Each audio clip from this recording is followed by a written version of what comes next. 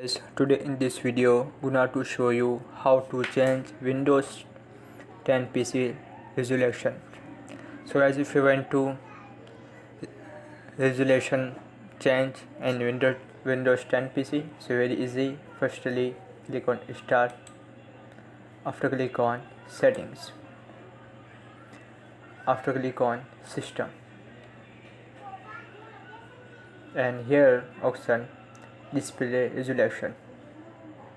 So click on the box, and as you like,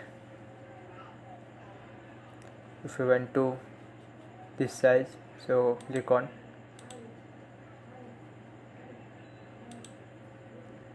after click on keep change.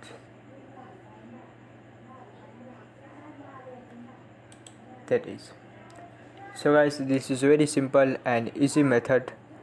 Thank you for watching this video. Please subscribe my channel for latest update.